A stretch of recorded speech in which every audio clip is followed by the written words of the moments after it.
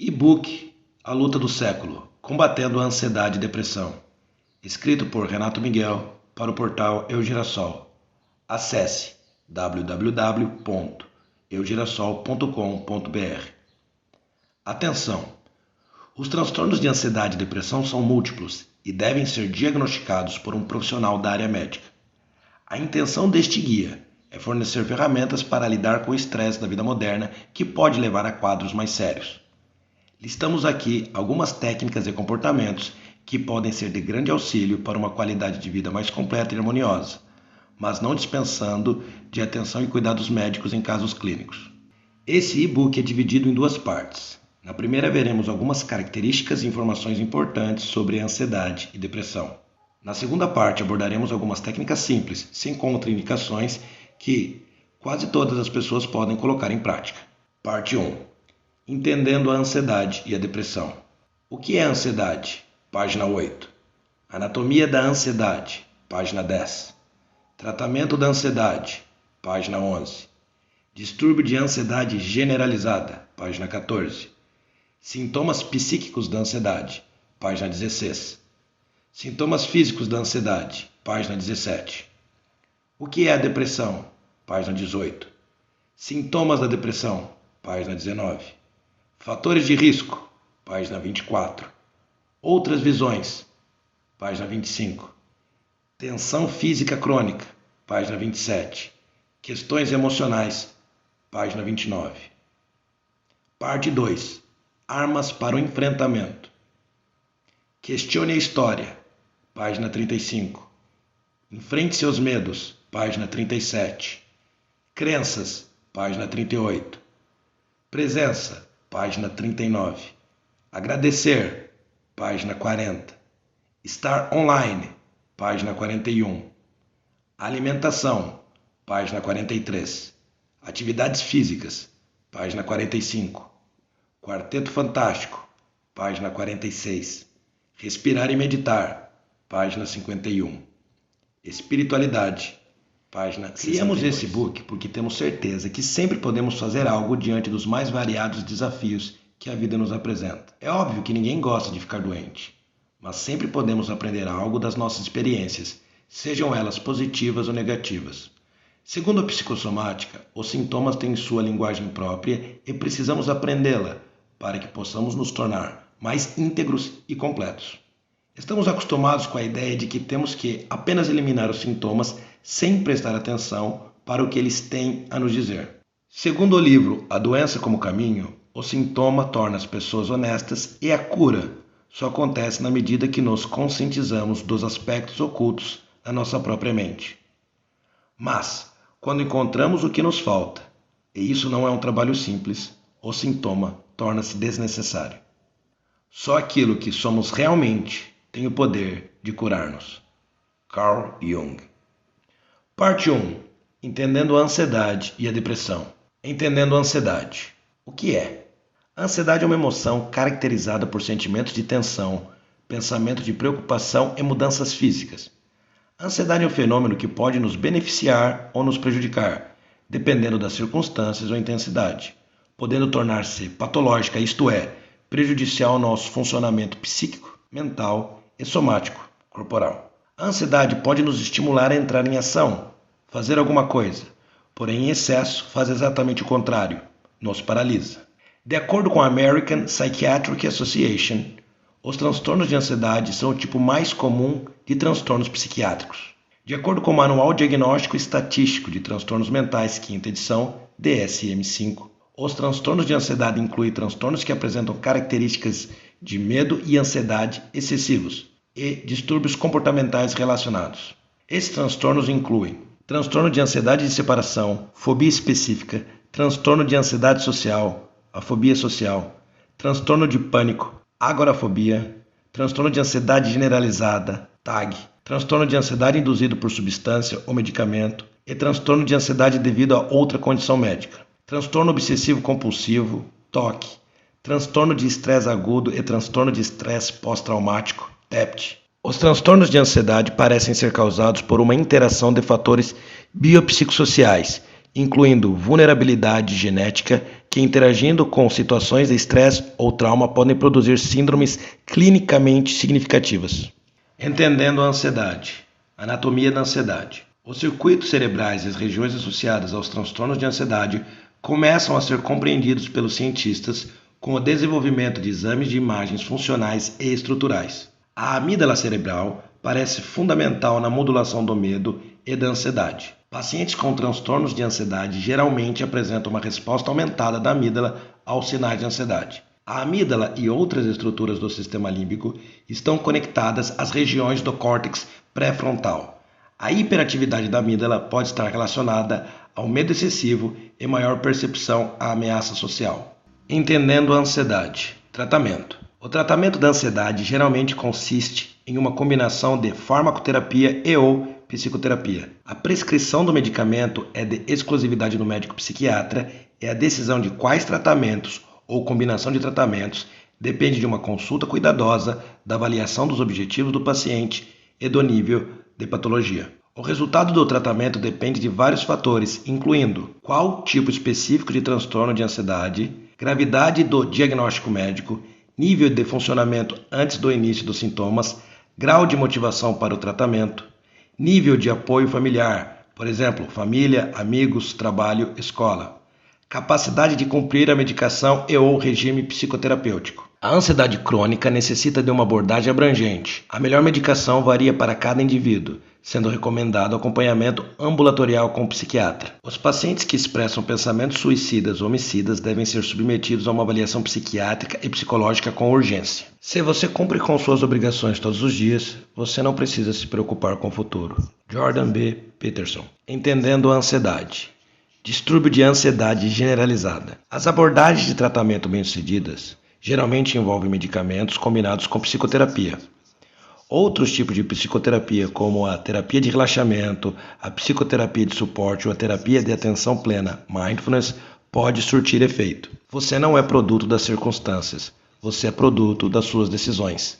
Viktor Frankl. Entendendo a ansiedade.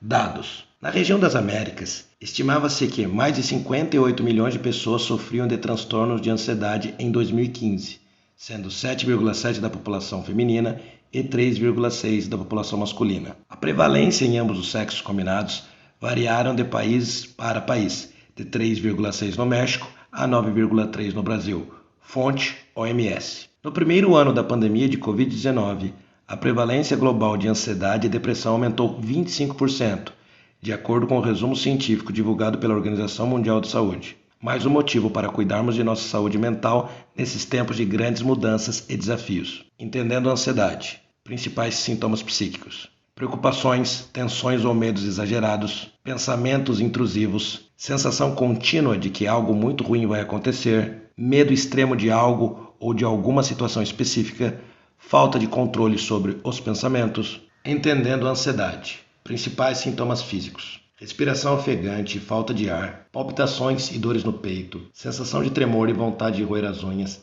agitação de pernas e braços, tensão muscular, tontura e sensação de desmaio, sudorese, insônia. Entendendo a depressão. O que é? A depressão é um transtorno afetivo que interfere na vida diária e na capacidade de executar atividades cotidianas, como trabalhar, dormir, estudar, comer e ter prazer na vida. É causada por uma combinação de fatores genéticos, biológicos, ambientais e psicológicos. A depressão é mais do que apenas tristeza. Pessoas com depressão podem sentir falta de interesse e prazer nas atividades diárias, ou perda de energia significativa, capacidade de retenção, sentimentos de inutilidade ou culpa e pensamentos recorrentes de morte ou suicídio. Fonte: American Psychology Association. Entendendo a depressão. Sintomas e padrões. Durante um episódio depressivo, a pessoa experimenta o humor deprimido, sentindo-se triste, irritado, vazio, ou perda de prazer, ou perda de interesse em atividades do dia a dia que perderam o sentido. Vários outros sintomas também estão presentes, como a falta de concentração, sentimento de culpa excessiva ou baixa autoestima, desesperança em relação ao futuro, pensamentos sobre morte ou suicídio, sono interrompido, alterações no apetite ou no peso, sensação de cansaço ou falta de energia, entre outros. Lembre-se que o conjunto de crenças que você carrega sobre si e sobre o mundo ao redor tem um impacto direto na sua autoestima. Durante um episódio depressivo, a pessoa experimenta dificuldades significativas no funcionamento pessoal, familiar, social, educacional, ocupacional ou outras áreas importantes de funcionamento. Um episódio depressivo pode ser categorizado como leve, moderado ou grave, dependendo do número e gravidade dos sintomas, bem como do impacto no funcionamento do indivíduo. Existem diferentes padrões de transtornos de humor, incluindo transtorno depressivo de episódio único, transtorno depressivo recorrente, o que significa que a pessoa tem histórico de pelo menos 2 episódios depressivos, transtorno bipolar, o que significa que os episódios depressivos se alternam com períodos de sintomas maníacos que incluem euforia ou irritabilidade, sensação de aumento da atividade ou energia, e outros sintomas, como pensamentos acelerados, aumento da autoestima, diminuição da necessidade de sono, distração e impulsividade, comportamento imprudente. Olhe para dentro, para as suas profundezas. Aprenda primeiro a se conhecer. Sigmund Freud. Entendendo a depressão. Dados. A depressão é uma doença comum em todo o mundo, com uma estimativa de 3,8% da população afetada, incluindo 5% entre adultos e 5,7% entre adultos com mais de 60 anos. Aproximadamente 280 milhões de pessoas no mundo têm depressão. A depressão é diferente das flutuações de humor habituais e das respostas emocionais de curta duração aos desafios da vida cotidiana. A depressão pode levar ao suicídio. Mais de 700 mil pessoas morrem por suicídio todos os anos.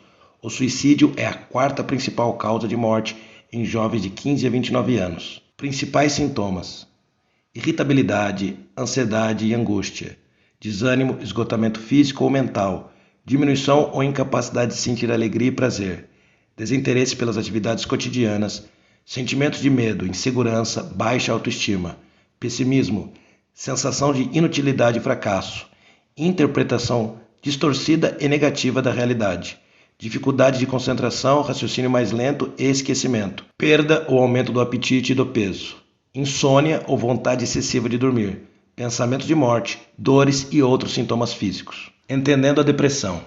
Fatores de risco: histórico familiar de depressão, outros transtornos psiquiátricos, estresse crônico, ansiedade crônica, disfunções hormonais, sedentarismo e dieta desregrada, vícios, cigarro, álcool e drogas ilícitas, uso excessivo de internet e redes sociais, traumas físicos ou psicológicos, entre outros. Outras visões. Muitos estudiosos sugerem que a conexão corpo e mente é mais importante do que imaginamos. Os conflitos mentais manifestam-se no corpo através dos sintomas, mas também experiências traumáticas poderiam ficar alojadas no corpo, criando um mecanismo de retroalimentação. A teoria polivagal desenvolvida por Stephen Porges sugere uma ligação entre o sistema nervoso autônomo, SNA, e o comportamento social das pessoas. Segundo essa teoria, quando uma pessoa está se sentindo segura, não ameaçada ou não correndo perigo, e seu corpo estiver saudável e funcionando bem, ela pode desfrutar de um estado fisiológico que apoie o engajamento social espontâneo. No seu livro Accessing the Healing Power of the Vagus Nerve, o autor Stanley Rosenberg diz: engajamento social, neurologicamente falando, é um estado baseado na atividade de 5 nervos cranianos, e o principal deles seria o nervo vago. Ao trabalhar em conjunto adequadamente, a atividade desses 5 nervos suporta um estado que permite a interação social, comunicação e comportamentos autocalmantes apropriados. Quando estamos engajados socialmente, podemos experimentar sentimentos de amor e amizade. Abaixo está uma lista parcial de problemas comuns que podem surgir do sistema nervoso autônomo. Tensão física crônica. Músculos do pescoço e ombros tensos e doloridos. Enxaquecas. Dor nas costas. Dentes bem cerrados. Ranger os dentes à noite. Tensões oculares ou faciais. Mãos e pés frios. Suor injustificado. Tensão após o esforço. Nervosismo e tontura. Os principais problemas enfrentados hoje pelo mundo só poderão ser resolvidos se melhorarmos nossa compreensão do comportamento humano. B.F. Skinner. Questões emocionais.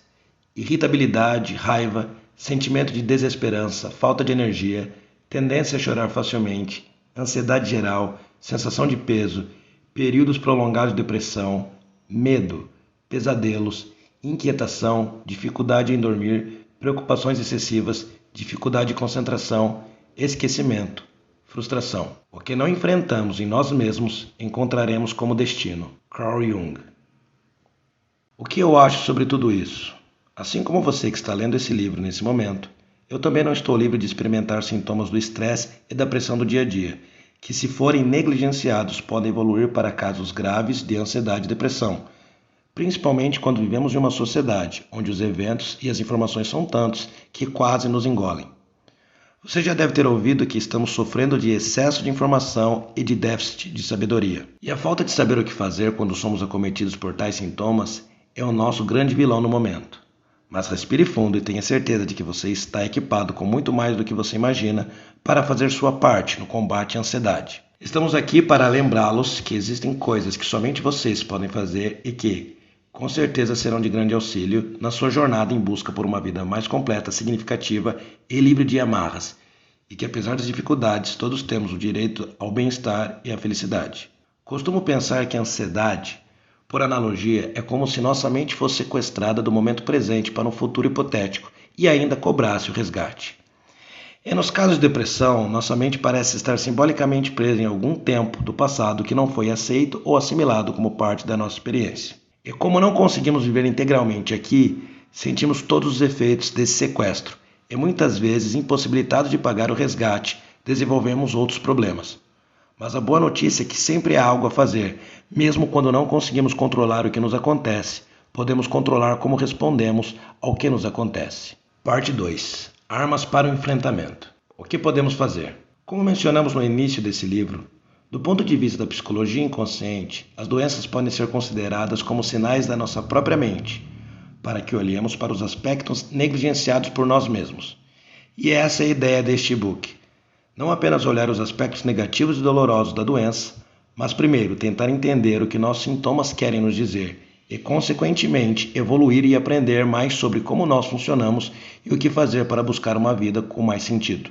Lembramos que nenhum desses exercícios substitui o cuidado médico profissional. Selecionamos aqui algumas estratégias complementares para uma maior compreensão de nós mesmos e nossas condições, com a possibilidade de eliminar ou diminuir os impactos negativos sobre nós. História. Questione a história. Quando reconhecemos pensamentos ansiosos como histórias, podemos começar a questionar se são fatos ou ficção. Faça uma lista e tente responder a essas perguntas. Quais são as probabilidades disso acontecer? Isso já aconteceu muitas vezes no passado?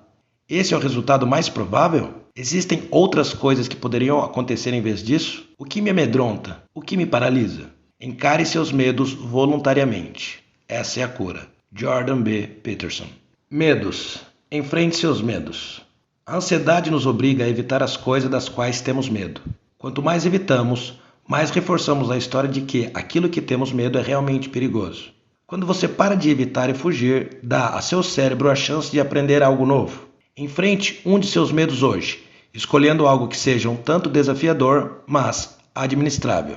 Imagine como seria sua vida se você superasse o medo todos os dias, falando em público, por exemplo. Crenças. Quais são suas crenças e como você se vê? Faça uma lista das crenças que você tem sobre si mesmo e sobre a vida. Observe se elas são de fato reais e imutáveis. Nesse exercício, você poderá precisar de ajuda profissional, mas também pode fazer uso de literaturas, palestras e outras formas de obter informações diferentes das que possui no momento. Você se surpreenderá com suas descobertas. Depois, desafie-se a substituir padrões antigos e que não o ajudam mais por uma visão mais atualizada e saudável sobre si e o mundo. Da mesma maneira que trocamos de sapatos ou roupas quando eles não nos servem mais. Comece devagar. Não tente mudar tudo de uma vez, pois o processo de mudança leva certo tempo e a ansiedade de ver logo o resultado pode jogar contra nesse momento. Presença. Esteja presente. A ansiedade é baseada em fantasias sobre um futuro imaginado. Por esse motivo, focar no presente pode ser um antídoto poderoso para a ansiedade. Trate o hoje como uma oportunidade de estar aberto a novas experiências de aprendizado. Agradecer. Mantenha um diário de gratidão. Todos os dias, se preferir, antes de dormir, faça uma lista de 5 coisas ou eventos, você pode listar mais, que você sentiu grato naquele dia. Tente escrever todos os dias e você começará a ver os benefícios. Estar online. Evite o uso excessivo da internet e redes sociais. A quantidade excessiva de informações e a velocidade com que as recebemos Pode ser um gatilho para a ansiedade, pois quando estamos em vários lugares, não estamos em lugar nenhum. E quanto mais comparamos nossas vidas reais com vidas não tão reais nas redes sociais, ficamos vulneráveis a sentimentos e pensamentos de baixa autoestima que podem desencadear quadros depressivos. Não podemos nos afastar do que somos enquanto não aceitarmos profundamente o que somos. Carl Rogers. Alimentação. Mantenha uma alimentação saudável. Estudos indicam que alimentos processados e industrializados podem potencializar quadros depressivos. Foi constatado que pessoas com depressão, ansiedade, transtorno bipolar e psicose tinham um conjunto parecido de anormalidades na microbiota, particularmente níveis mais baixos de Fecalibacterium e Coprococcus, que são dois tipos de bactérias que têm um efeito anti-inflamatório no intestino, e níveis mais altos de Egertella, uma bactéria com efeitos pró-inflamatórios. Isso nos faz pensar, mais uma vez, que uma alimentação saudável e menores índices de inflamações intestinais podem ser grandes armas no combate aos transtornos psiquiátricos e psicológicos. Não é por acaso que o intestino é conhecido como o segundo cérebro. E já se sabe, por exemplo, que cerca de 90% da serotonina, um dos principais neurotransmissores responsáveis pelo bem-estar, são produzidos no intestino e não no cérebro. De fato, existe um universo de bactérias travando batalhas dentro de nós todos os dias, e quando fortalecemos o exército amigo, temos mais chances de vencer a guerra. Se você foi diagnosticado com algum transtorno psiquiátrico mencionado acima, considere fazer uma boa avaliação com um médico especializado na saúde intestinal, como um coloproctologista, porque, como diz o ditado, 2 cérebros pensam melhor que um. Atividade física. Pratique atividades físicas. De acordo com recentes pesquisas, os exercícios físicos melhoram os sintomas clínicos da ansiedade e da depressão. O exercício físico melhora também a função de memória, o desempenho cognitivo e o desempenho acadêmico. Estudos também sugerem que o exercício físico regular tem um efeito moderado nos sintomas depressivos, mesmo comparável à psicoterapia. Para os transtornos de ansiedade, esse efeito é de leve a moderado na redução dos sintomas. Procure o médico para avaliar os melhores tipos de atividades físicas que você pode fazer. Quarteto Fantástico. Aumente os hormônios da felicidade. Você já deve ter ouvido falar deles. O verdadeiro Quarteto Fantástico. A serotonina, a dopamina, a endorfina e a ocitocina. Apesar de existirem muitas outras substâncias que têm papel fundamental na neuroquímica da felicidade. Os hormônios são substâncias químicas produzidas pelas diversas glândulas do corpo humano. Eles trabalham como mensageiros químicos, participando de vários e importantes processos corporais, incluindo a regulação do humor. Por essa razão, são conhecidos como hormônios da felicidade. O Quarteto Fantástico é composto por endorfinas, conhecidas como analgésico natural do corpo, também causam bem-estar e tendem a aumentar quando você faz atividades que produzem recompensas, como malhar, comer, fazer sexo. Dopamina, conhecida como hormônio do bem-estar, está associada ao sistema de recompensa do cérebro, responsáveis pelas sensações prazerosas, também ajuda no aprendizado, memória, funções do sistema motor, entre outras. Serotonina. Este hormônio neurotransmissor é responsável pela regulação do humor, apetite e sono. Ocitocina. Chamada de hormônio do amor, é fortemente associada ao parto, à amamentação e ao vínculo entre pais e filhos. Também ajuda a promover a empatia, confiança e bons vínculos nos relacionamentos. O contato físico-afetivo, como o beijo, o abraço e relações sexuais, podem aumentar os níveis de ocitocina. A vida infringe os mesmos contratempos e tragédias nos otimistas e nos pessimistas, mas os primeiros resistem melhor. Martin Seligman. Aqui vão algumas dicas de como aumentar a força do Quarteto Fantástico de maneira natural. Passe tempo ao ar livre. Faça atividades físicas. Ria com seus amigos. Cozinhe para alguém que ama. Ouça ou toque música, brinque com seu pet, tenha uma boa noite de sono, receba massagem, faça amor e não faça guerra, medite e pratique yoga. Respirar e meditar. Exercício de respiração e meditação. Anulom Vilom é um tipo específico de respiração controlada, também conhecida na yoga como um tipo de pranayama, que em sânscrito significa prana, energia vital, e yama, controle. Em linhas gerais, esse exercício de respiração envolve fechar uma das narinas ao inspirar e, em seguida, fechar a narina que inspirou e expirar pela outra. Então o processo é revertido e repetido várias vezes. É dito que esse exercício pode trazer muitos benefícios físicos e psicológicos. Benefícios: melhora nos problemas respiratórios como asma e alergias, ajuda a equilibrar e relaxar o sistema nervoso, ajuda a aliviar dores de cabeça, aumenta a paciência, foco e autocontrole, aumenta a resistência nos pulmões, reduz o estresse, ajudando no combate à ansiedade e à depressão, aumenta a sensação de bem-estar e relaxamento, maior equilíbrio nos variados processos corporais, entre outros. Anulom Vilom. 1. Sente-se de maneira confortável, podendo apoiar uma das mãos sobre a perna. 2. Se começar pela esquerda, feche a narina direita com o polegar direito e inspire lentamente até encher os pulmões. 3. Feche a narina esquerda e expire lentamente pela narina direita até o final. Repita o processo, inspirando pela narina direita, com a narina esquerda fechada com seu dedo médio ou indicador. Foque sua atenção na respiração e pratique a técnica lentamente. Comece com 1 ou 2 minutos, mas pode fazer por mais tempo também. Pode ser feito a qualquer hora do dia. Lembre-se de manter suas costas eretas e ombros relaxados enquanto você executa o exercício. Segundo os praticantes de yoga e seguidores de filosofias orientais, especialmente da Índia, esse exercício de respiração é uma das maneiras mais fáceis e eficazes de manter o equilíbrio físico e mental. Respirar e meditar. Mindfulness ou atenção plena.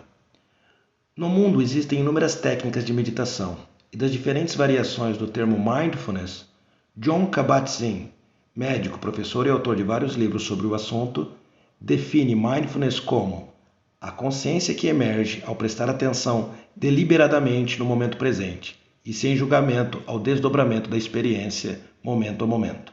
Os principais benefícios da meditação da atenção plena são redução do estresse, melhora na atenção e foco, maior clareza mental, aumento da memória, melhora cognitiva, maior sensação de bem-estar. Como praticar? 1. Fique em uma posição confortável, pode ser deitado ou sentado. Eu prefiro sentado, pois no início da prática podemos cochilar e não realizar o exercício. 2. Feche os olhos, leve sua atenção para a região da barriga. Sinta o movimento de expansão quando expirar e o movimento de contração quando você expirar. 3. Mantenha sempre o foco na respiração. Se perceber que sua atenção não está mais na respiração, olhe para seus pensamentos sem apego e retorne a sua atenção à barriga. 4. Se surgirem outros pensamentos, tente não julgá-los, apenas volte sua atenção à sua respiração. Comece com 5 minutos para se familiarizar com a prática e vá aumentando gradativamente. Somos feitos de carne, mas temos de viver como se fôssemos de ferro. Sigmund Freud. Respirar e meditar. Exercício básico de Stanley Rosenberg. Nas primeiras vezes que você fizer o exercício, deve deitar de costas. Depois que você estiver familiarizado com o exercício, pode fazê-lo sentado em uma cadeira, em pé ou deitado de costas. 1. Entrelace os dedos de uma mão com os dedos da outra mão. Coloque as mãos atrás da cabeça, com o peso da cabeça descansando confortavelmente em seus dedos entrelaçados. Você deve sentir a dureza do seu crânio com os dedos e você deve sentir os ossos de seus dedos na parte atrás de sua cabeça. 3. Mantendo a cabeça no lugar, olhe para a direita, movendo apenas os olhos, o mais longe possível que você pode confortavelmente.